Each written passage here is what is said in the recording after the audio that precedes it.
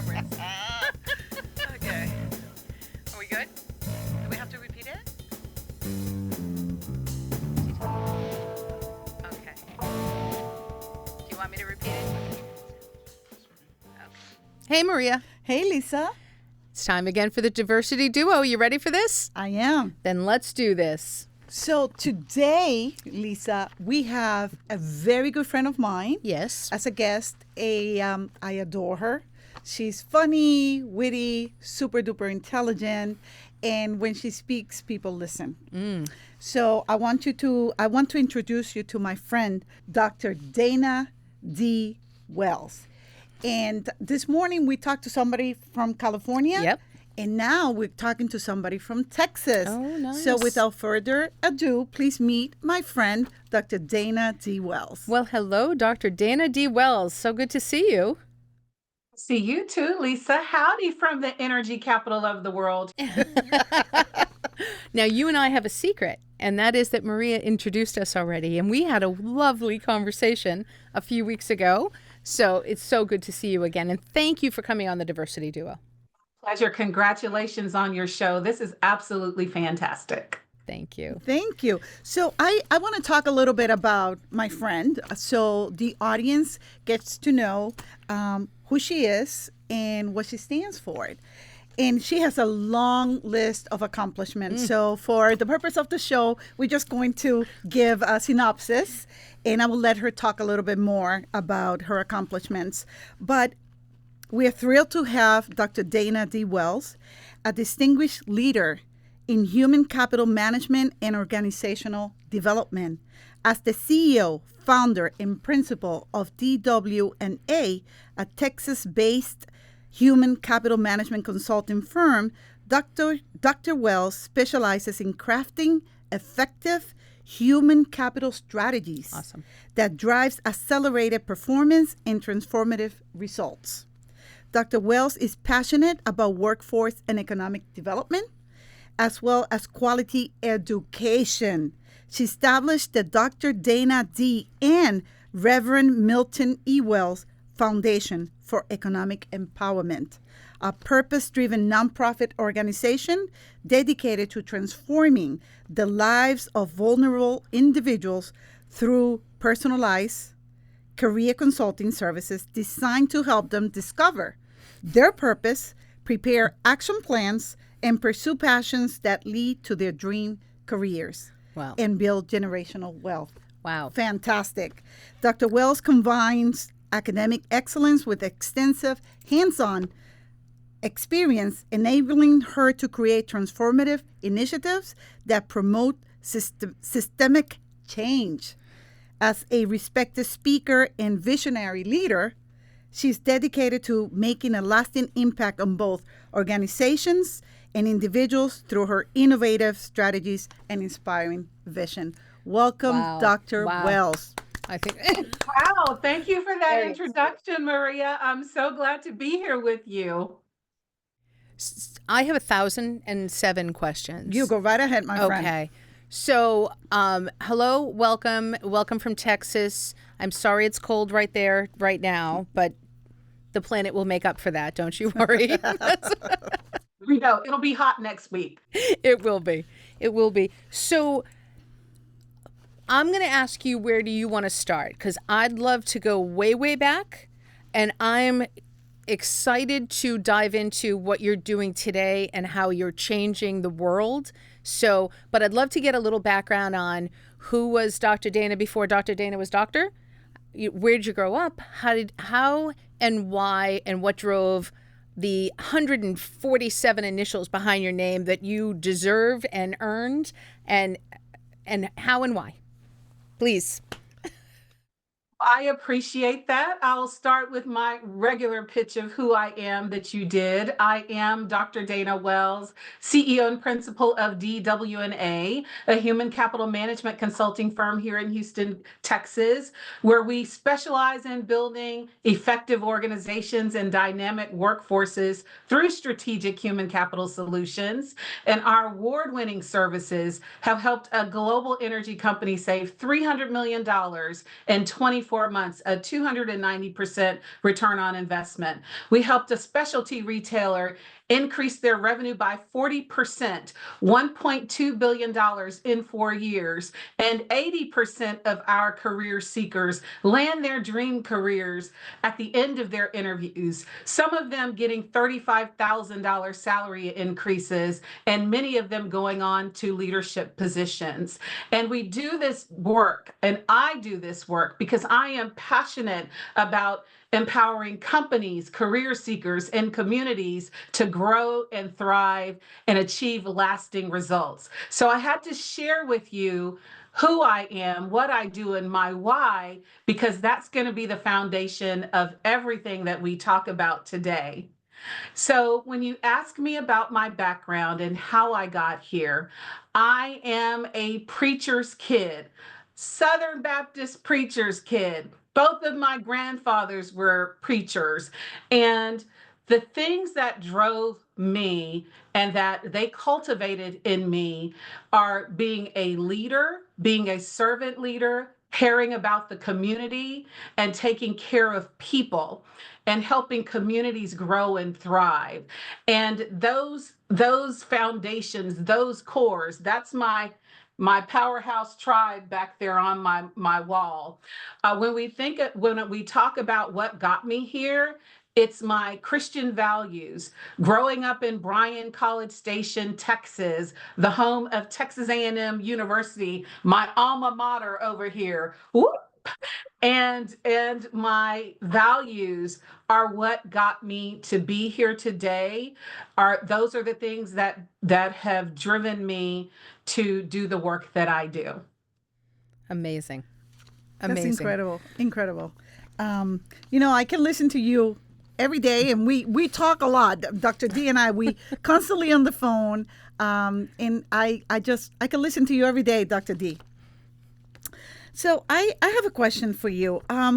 What are some organizations' most significant challenges when implementing effective human capital management strategies? Some of the challenges. So let me define human capital management for us.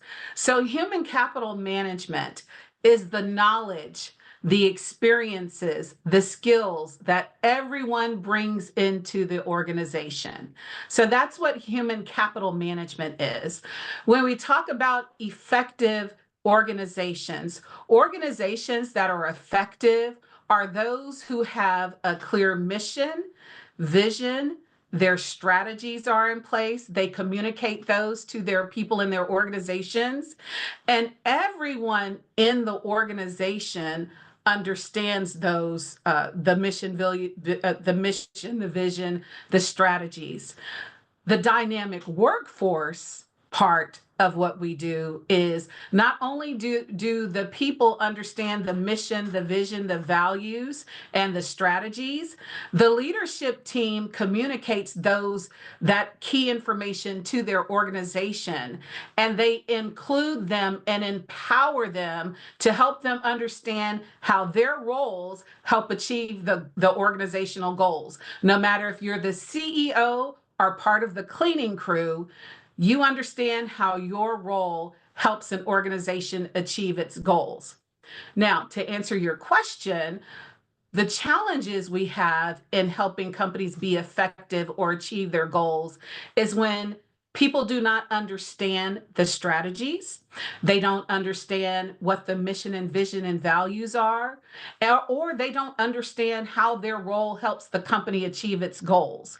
And the leadership may not be communicating what the strategy is, why it's important, and what their expectations are for the employees to help make the strategies, make them real, make them happen, and get them motivated and aligned to achieve those goals.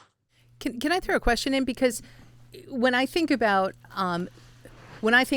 capital management, I think about startup, right? 3, 4, 5 people, 10 people, where the mission is critical, right? The mission is there's no lines, it's blurry, Everybody, there's a camaraderie in the value add is do anything and everything you can do. Confirm you're the best person to do it, right? There has to be that personal check in a startup. Should it be me or should it be you? But it's almost the ego of the organization and almost void of ego for people. But as you grow, there seems to be this imbalance that happens where it becomes the ego of the people versus the less value driven of the organization. And again, I'm just going to throw out my opinions on this being maybe around 50 people, right? Is when we start to see once it's 50, there's a change. Once it's 100, there's a change.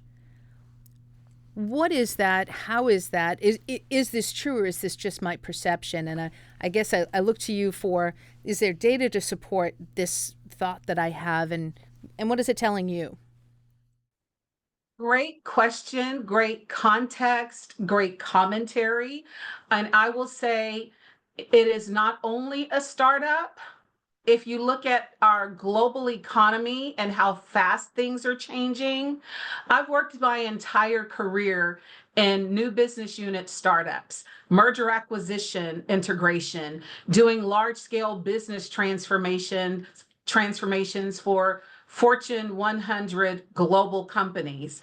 I actually got my start in this work while working at Texas A&M while I was getting my accounting degree while I was getting my accounting degree there, and we took a department office of 4 people, and we grew in 3 months to 40 people. Wow. And we went from licensing our engineering department technologies and inventions to industry for commercialization, to doing that work for our system-wide universities, that the system-wide offices and universities that were about 15. So we grew rapidly. Right. And so what I would say to you from my experience doing this, whether you're a startup or whether you're an established multi-billion-dollar global company, the challenges are the same. The challenges meaning these big corporations, now that we have digital transformation happening, we have this rapid proliferation of AI disrupting the way we work. Everybody is in a constant state of flux. Mm-hmm. The challenge is when you talk about people having a camaraderie, the camaraderie happens when everything stays the same. But now you have disruptions like we didn't anticipate of COVID-19, and all of a sudden our lives as we knew them were changed. Yeah. So no one was going to work anymore. Now we have this hybrid working environment we're in. We have to cut costs now.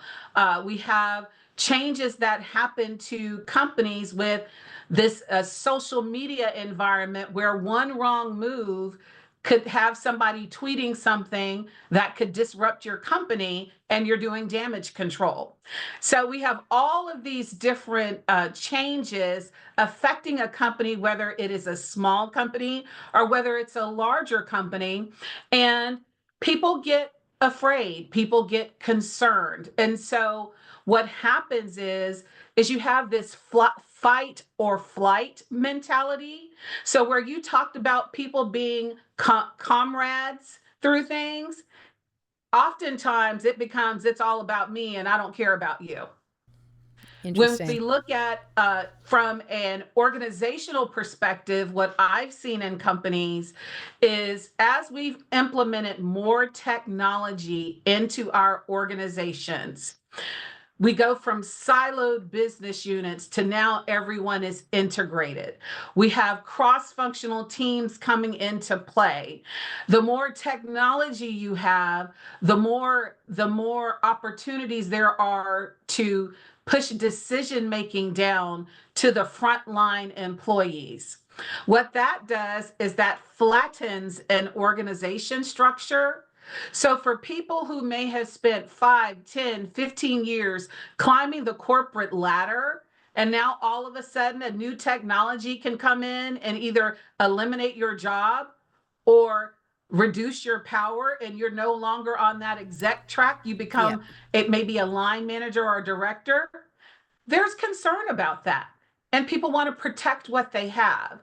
So, those are the things that I see when you talk about that small startup, the same as a big corporation. Those are common themes I see that happen in organizations that may cause them not to achieve their goals because everybody's about themselves, and it takes longer for success to happen to achieve Yes. those goals. Yep. Yep. So those are the common themes that I see within organizations that cause those challenges that you talked about.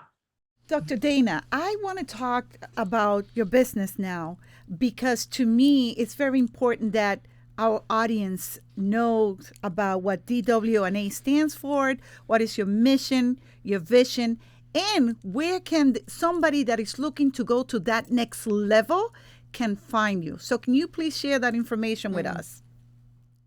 Yes. So DWNA is a human capital management consulting firm. We started in 2010, and I started the company because I saw a need back when I was in college to help people deal with change. Like said, when we grew from 4 to 40 people, we were the acquiring company. We weren't being merged. So we were acquiring other departments into our organization.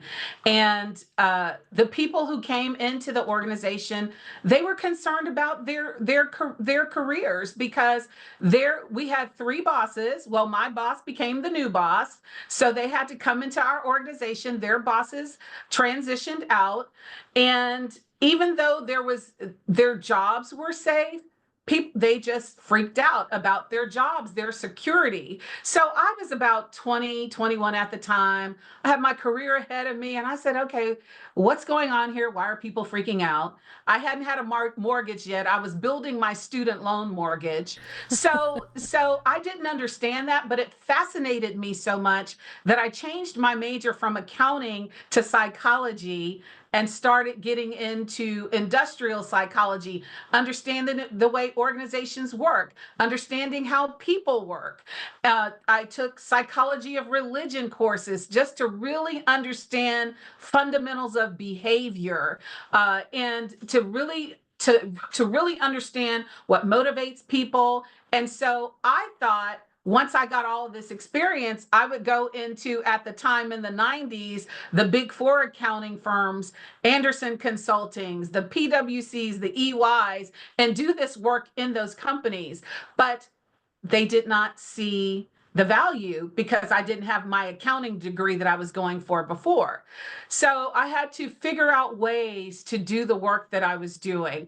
And so I got a master's degree in industrial organizational psychology, and employee selection became my area of expertise. Understanding EEO law, understanding how to build corporations or build organizations and build them within the context of making sure that we honor all who are a part of the organizations. And then I started targeting companies that were merging or acquiring companies because I wanted to get in there, and I like organized chaos. I like to organize chaos. So I wanted to get in and really help them structure and grow. So when I was 20, I had a vision for my career, and I thought I would be working in the consulting firms and doing this wonderful work, but it didn't work out that way. They wanted a specific Yep. degree, not so much the experience. So I got my experience working in the corporations, then pivoted to working in a consulting firm. And so, as I got into consulting firms, the first consulting firm I got into was Hewitt Associates, helping them do HR outsourcing work because that was my core area. And then I transitioned into IT consulting firms, management consulting firms, and to do more strategy work, more development. And as I did my work, I realized when I got on a project with companies, when I got on our projects, client projects, they would bring me in at the back end because someone would say, "Yes, you're an IT firm. Yes, you're an accounting firm, but we need someone who understands change management and org behavior." And then all of a sudden, they would be like, "Oh, we have someone. Dana, come on this project." And I would be rushing to catch up, and the first thing I would do is assess the leaders, but the project would be 6, 12 months already going. And it was always hard for me to catch up. So after doing that in consulting firms for about 6 years, I said enough is enough. This was around the 2008-9 financial crisis, and I selected to be laid off. And I said, I'm not going to do this anymore. It's too much work. I'm going to start my own consulting firm so that I could be in the room while companies were developing the strategies and help them with our what is now known our business transformation accelerator to help them understand the strategic process of aligning your human capital strategy with your business strategy from the very beginning, because strategies fail not because they are not good. They fail because you have the wrong people in the wrong seats at the wrong time. Oh, I And love. so that is how I got my company started. And I will say this, for those who are interested in taking this path, what I would say to you is that if you have a vision for what you want to do, if you see a gap in the market that your services can fulfill, and if you have the grit and the tenacity and a little bit of crazy to go out and stick your shingle out on your business to say, Yep. hey, hire me because I know that I can add value to you, Yes. that is what it takes. And this is not easy to do. For those of you who want to get in touch with DWNA, you can reach us on our website at dwnainc.com, and also connect with me on LinkedIn, Dr. Dana D. Wells. So, Dr. D, thank you for all that explanation. I'd love to jump back to the strategy piece because, historically, I've only been in organizations that have acquired others. I've not been part of an acquisition myself, and looking back, I think it leaves room for really some maturity and understanding on my part around how fearful it must have been for those people around me, for this team that all of a sudden reported to me, and they didn't know me from Adam, and all of a sudden they're reporting to me. I'm happy to have people, right, to continue. For me, it was procurement and vendor management, but I'd love to know what are some of the kind of real strategies that can be used for those kind of leveled managers out there, and that leadership team. How do you make that easy transition for people? How do you talk about it and think about it as it's happening in the moment? Well, I will say this. I've been fortunate to be on the merging side where we're acquiring the companies and working as an HR manager doing that work.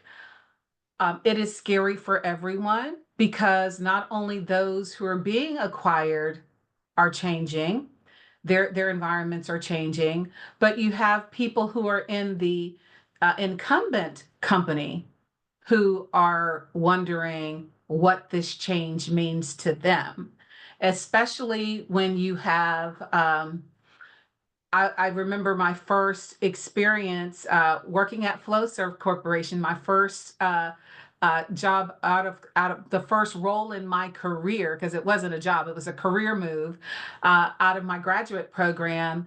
And I was told to get to know all of the people, understand what they do. I had 20 manufacturing facilities in 5 states. So I was going around getting to know the people, understanding what they do. I love engineering. I love mechanical things, electrical things, because my grandfather and my brother are engineers, mechanical engineers.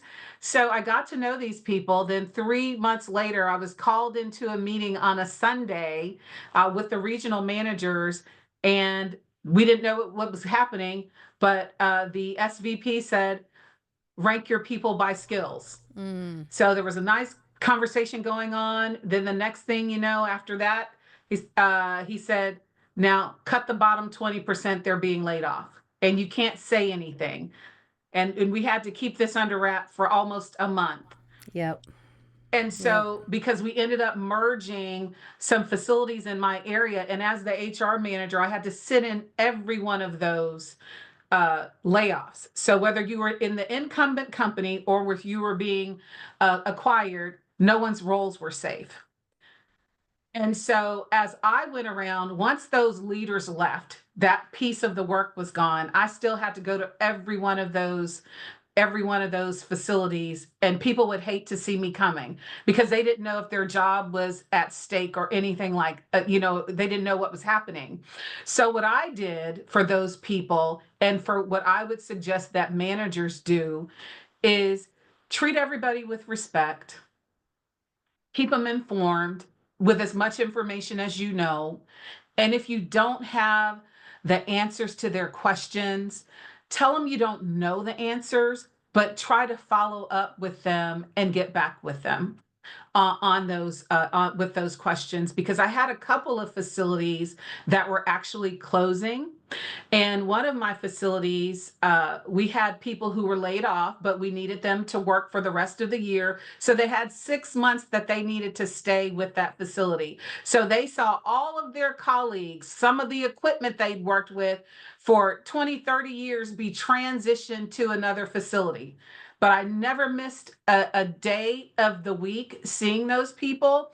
If they ask me the smallest question about benefits, or can my wife call you because something happened with a paycheck or whatever it was, I always had that list for them, and I kept those lists, and I went to see those people.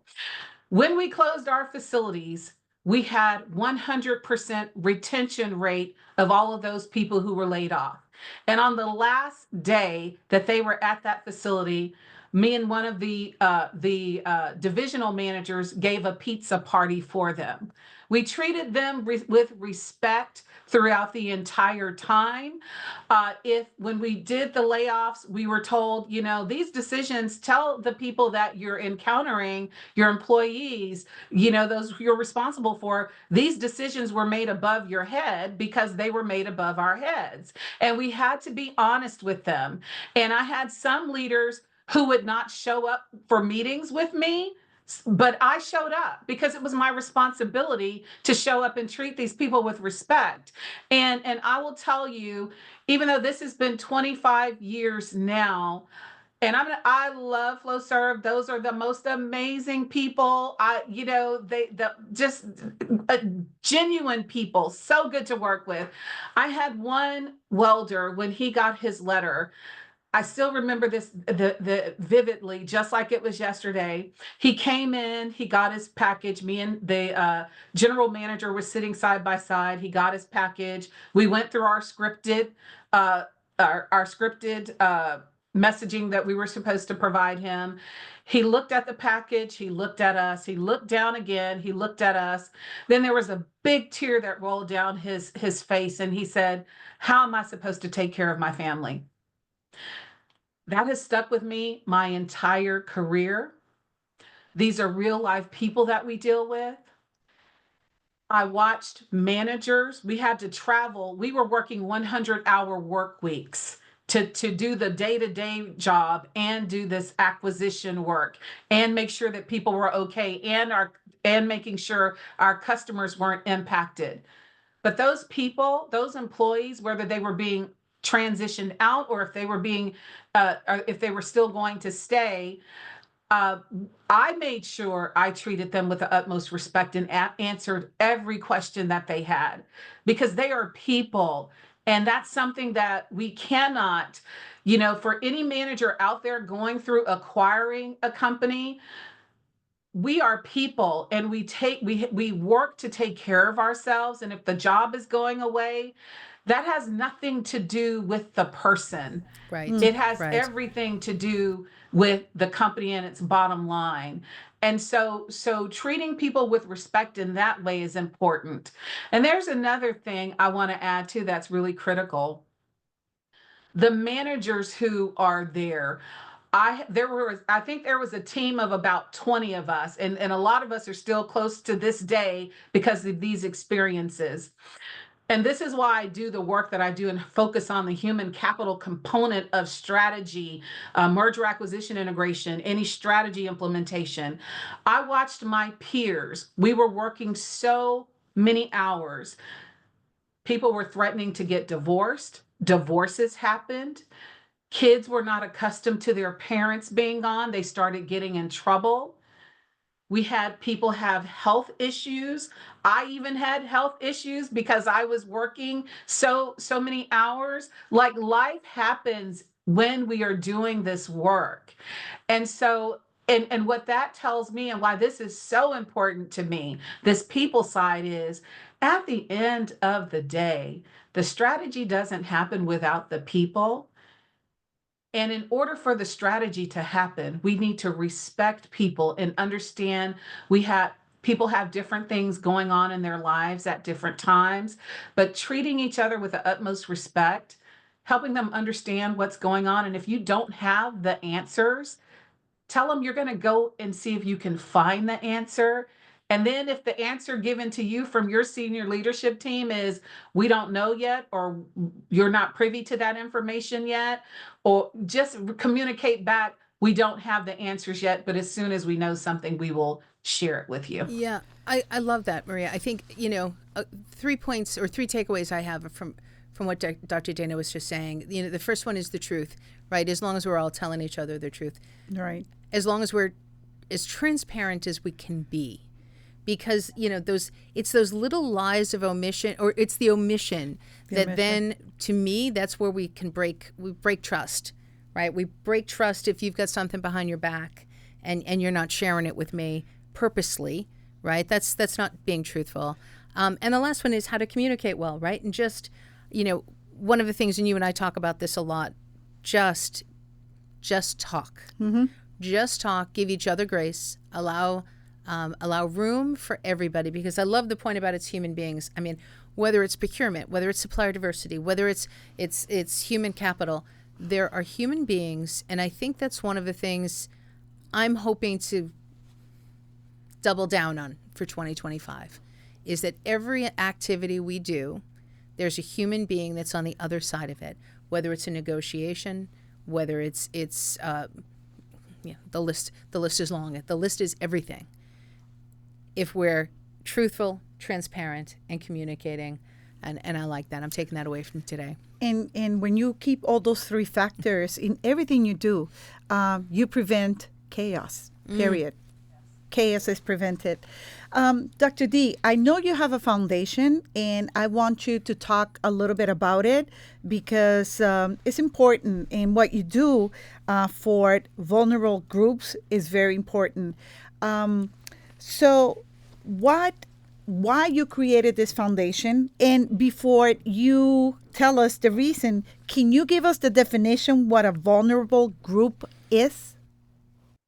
Yes. So I created the Dr. Dana D. and Reverend Milton E. Wells Foundation for Economic Empowerment back in November 2023.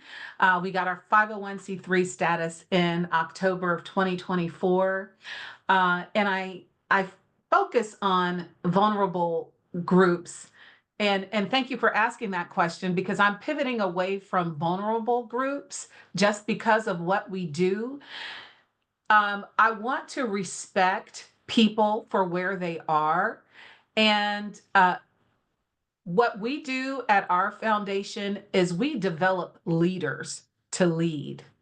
And so where people might be vulnerable groups, we talk about at promise youth versus at risk youth. We talk about justice involved people, not convicted felons. It's the framing of where they are.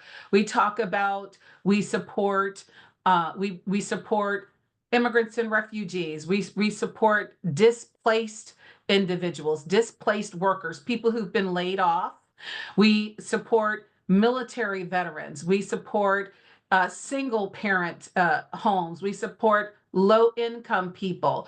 We support LGBTQ plus people. We support veterans in transition from their veterans in transition out of the armed forces, and thank you for your service, to civilian life. And so what when I think about the word vulnerable, these people are not vulnerable. They happen to be in of a state, a physical state of something, a physical state or a socioeconomic state that they are in, to where if they are given the skills, if they are helped cultivate, understand what their unique gifts and talents are that they've been given by birth, and if they know what those are and know how to communicate those to an employer and identify the career that is just suited for them, they can go from that vulnerable in transition state to landing their dream career, living their desired lifestyles, and building generational wealth. And that is why I'm pivoting from vulnerable to in transition, I is like I want that. to respect where everyone is. Now, and what I want to acknowledge too, people who are LGBTQ plus or people who have mental health issues, that is not a transition state.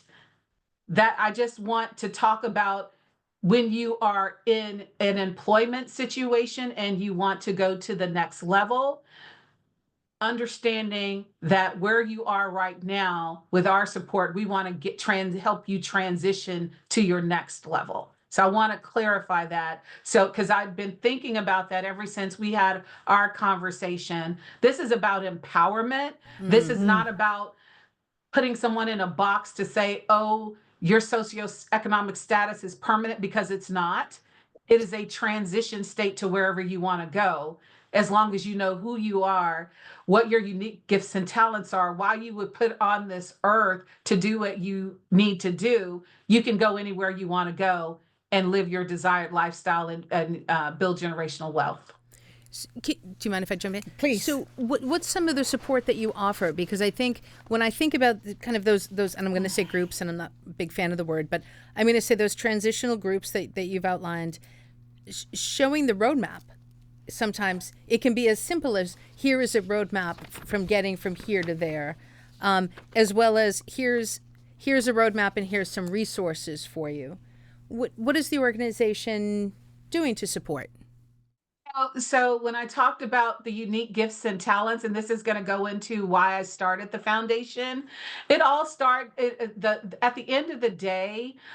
This is about my roots, being a servant leader, being called to serve others. And this foundation is in my name and in honor of my late dad's name, because I watched him be a leader in the community. I watched him. He just developed me into this leader who cares about people, who I watched him use his influence to empower people, and he blessed me with that gift to use my power for good, to help others to develop and grow. And that is why I started the foundation, to honor his legacy and build my legacy. And when we think about and again, what I do is founded on my biblical principles, but not to try to push my religion or my beliefs on anybody else. But what I truly believe is that we do have unique gifts and talents that nobody else has. So the first thing we do is we do your personality questionnaire to understand what your personality is. And then we also do your career interest inventory to identify what careers align with what your unique gifts and talents are. That's our first thing we do. That's our compass that helps us figure out where can you go to show up as your best self? What type of role, what type of career would help you do that? And then after we do that, we look at the labor market. Where are those opportunities for you to grow? And so once we do that, we look at How are we going to position you to understand what your personality is and how you can market your personality to compete with, go out in the marketplace and compete? Because when you try to compete with everybody on skills, everybody has skills. You can go do a training Right. course, you can go take a class, you can get a degree, but no one can compete on who you are. You're the only one who can compete with being you, and you can compete to be a better you when you know who you are. It's like she's speaking right to us. Yes. Right? Yes. Right? Like Sorry, this say is again. it's like you're speaking right to Maria and I. Like this is exactly why we do this podcast.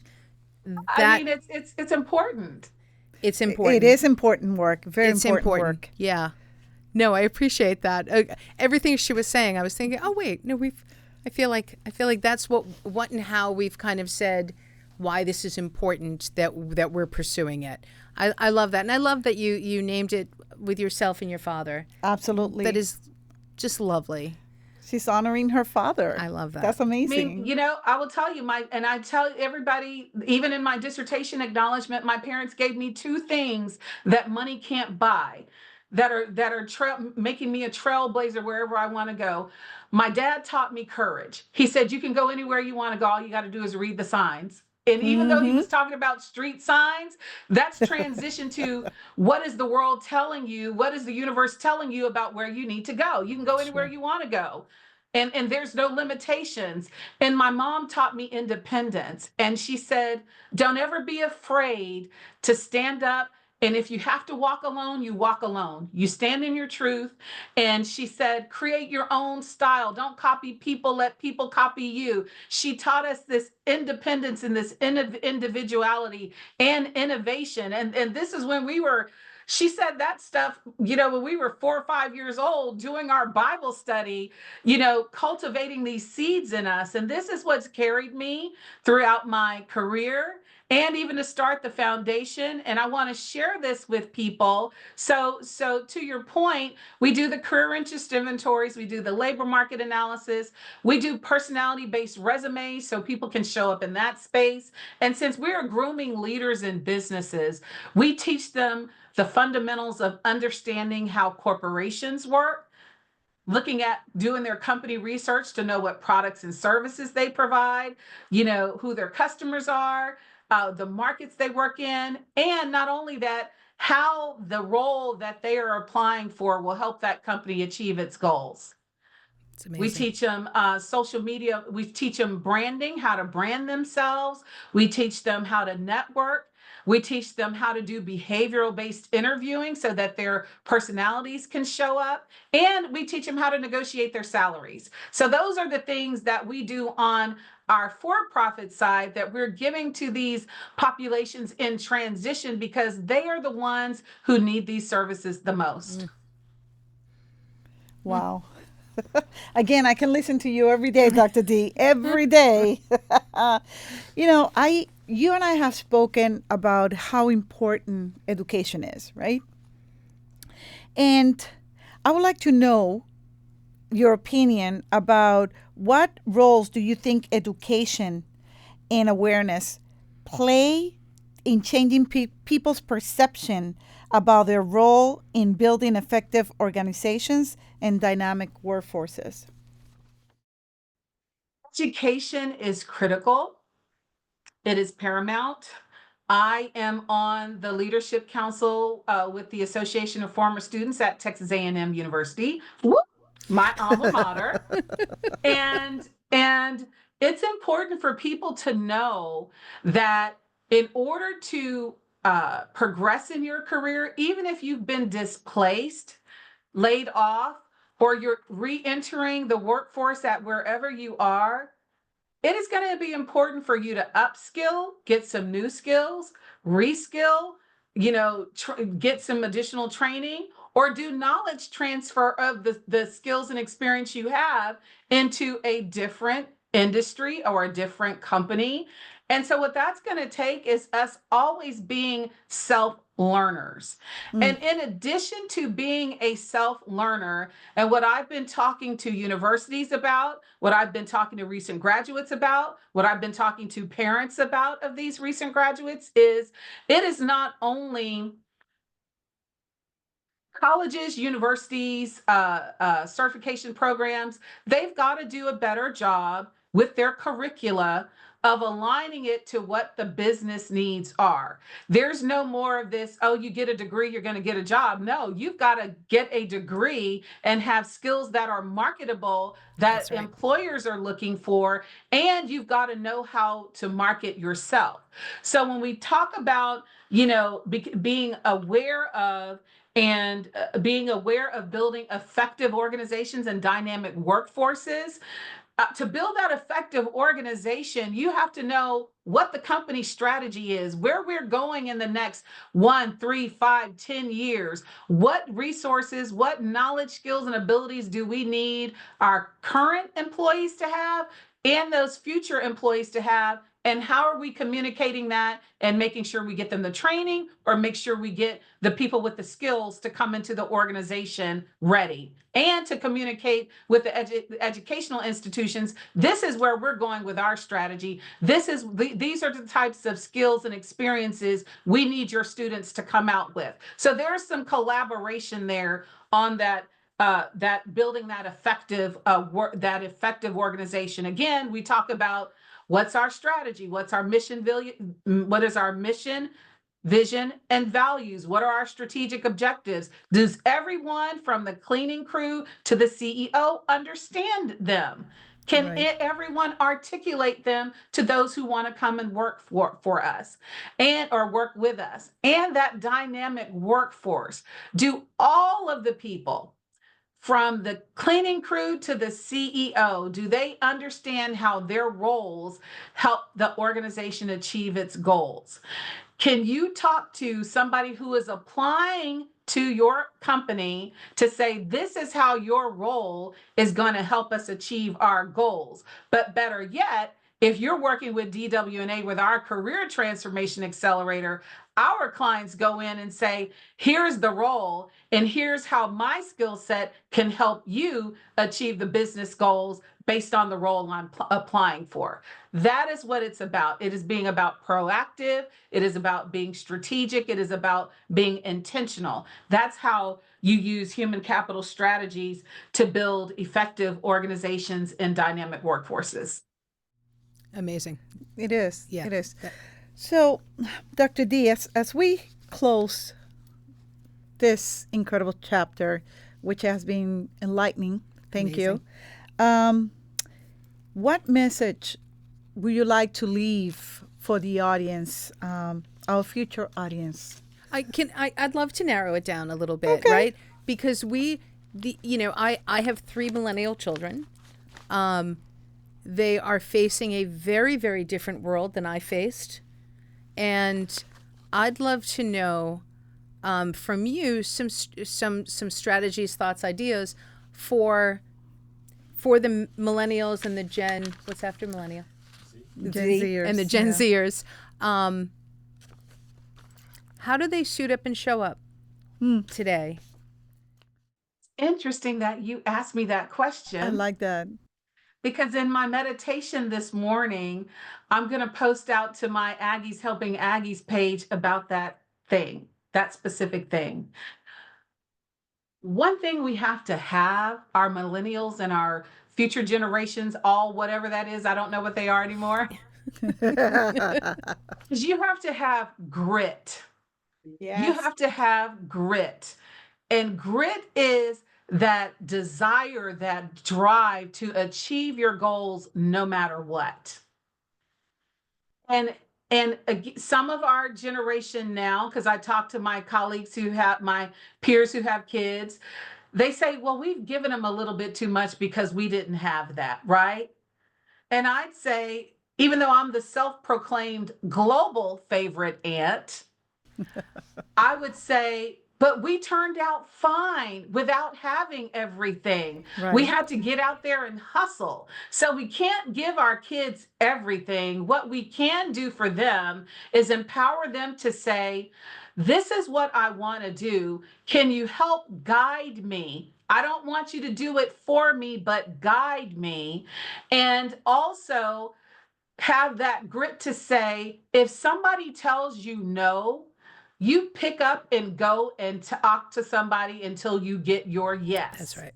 And not only that, I've seen a lot of young people who've graduated in the last year or two get laid off from their jobs. It is devastating. What I don't want you to do is lose your confidence. I don't want you to lose your confidence. What I do want you to do is, if you have to get a temporary job, it is okay. I want you to be creative. I want you to be innovative, because that is what it's going to take to make you successful. Because if you look at where we are, I know there were many times I did temporary jobs or a project to keep things moving because That's right. what I wanted to do wasn't available to me. And you always, always, always have to continue your education. And when it's a down economy, I was always strategic. Most companies, when they have a down economy, they cut the training budgets first. Wrong move. When there is a down economy, I was always investing in a certification, or I was completing an MBA program or my master's program or whatever it was in the down economy, because at some point that down economy is going to come up. And who's going to get the career opportunities? Those with the most relevant skills. So my skills were already ready for that next. So I need them to be thinking about their next. I need them to look for a mentor. Look for a person who is where you want to be. And the best thing that you can do, and to demonstrate respect and for them to respect you, is to say, how much does it cost for an hour of your time? Right.